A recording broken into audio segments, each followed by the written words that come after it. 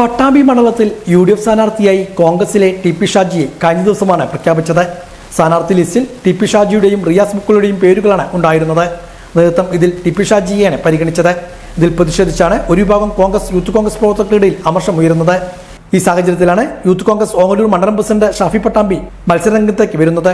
താൻ മത്സരിക്കുമെന്നും നേതൃത്വത്തിന്റെ നിലപാടുകളിൽ പ്രതിഷേധിച്ചാണ് മത്സരരംഗത്തിറങ്ങുന്നതെന്നും ഷാഫി പട്ടാമ്പി പറഞ്ഞു. ഞാൻ ഷാഫി പട്ടാമ്പി നിയോജക മണ്ഡലത്തിലെ ഓങ്ങല്ലൂർ സ്വദേശിയാണ്.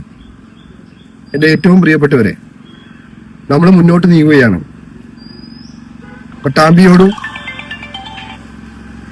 അല്ലെങ്കിൽ പട്ടാമ്പിയിലെ സാധാരണക്കാരായ ഇന്ത്യൻ നാഷണൽ കോൺഗ്രസിനെ സ്നേഹിക്കുന്ന അല്ലെങ്കിൽ UDFനെ സ്നേഹിക്കുന്ന ഏതൊരു സാധാരണ പ്രവർത്തകനും ഉൾക്കൊള്ളാൻ കഴിയാത്ത രീതിയിലുള്ള ഒരു സ്ഥാനാർത്ഥി പ്രഖ്യാപനമാണ് നമ്മുടെ പട്ടാമ്പിയിൽ ഉണ്ടായിട്ടുള്ളത്. ഇതിനെതിരെ ശക്തമായിട്ടുള്ള പ്രതിഷേധങ്ങളിൽ ഞങ്ങൾ എല്ലാവരും മുൻപന്തിയിൽ തന്നെ ഉണ്ടാവും. തീർച്ചയായും പുറകോട്ട് പോകാൻ തീരുമാനിച്ചിട്ടില്ല, മുന്നോട്ട് പോകാൻ തന്നെയാണ് തീരുമാനിച്ചിട്ടുള്ളത്.